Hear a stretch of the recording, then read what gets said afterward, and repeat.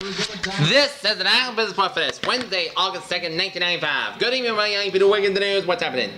MCI, even while announced its 21% rise in earnings, said it would be restructured the company's dismissal about 7% of its workforce, 2,500 to 3,000 employees by year-end, and write off obsolete assets. It expects to take a $600 million to $800 million write-off. The move was once in a flurry of announcements intended to make the company more attractive to investors. MCI also might issue stock tied to the parts of its business and said it concluded alliances that would allow it to offer cellular telephone service to most of the country. The stock rose 62.5 cents to $24. Dell Laboratories, a Long Island cosmetics and pharmaceutical company, agreed to settle sexual harassment complaints brought by 15 women against its chief executive, what was called the largest monetary settlement that the EEOC has ever obtained. Alright, so just hold the coffee and read the script with the accent. More evidence that the economy is perking up emerged as the government's main forecasting index posted its first gain in 1995, rising 0.2% in June. Also, sales of new houses over the British space since late 1993, rising 6.1% to about 720,000 units. Microsoft and Digital Equipment announced an agreement aimed at both helping both companies capture a bigger share of the corporate market for companies in software and computers. The agreement also includes a plan to cross-license their patents. The FAA has granted Markair, a cut-rate airliner serving cities like New York, Chicago, Los Angeles, Dallas, and Atlanta because of maintenance problems.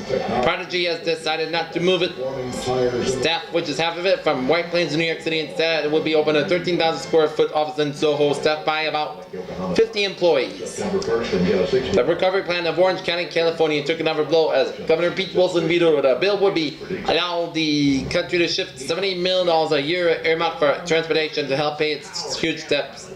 Rockwell International and Lockheed Martin agreed to form a joint venture in their effort to meet NASA's goal of using a single contractor for the space shuttle program. A small takeover fight for Outlook Communications helps illustrate where a lot of the real power in broadcasting lies, for the owners of individual stations that can deliver viewers. The new commercials for American Isuzu Motors contain hints of many Steven Spielberg movies, and since the campaign was stepped up this summer, sales of some Isuzu models have surged. In July, the company sold more than 6,000 radio sport utility vehicles, a record. Times Mirror named Efren Zimbalist III the president and chief executive of its magazine division in a move aimed at an increase in the unit's profits. With apartheid behind them, many South African companies are rushing to hire blacks, warn them with their salaries and they're 20 to 50% higher than their white counterparts, but many of the jobs turn out carry a little wheel of authority.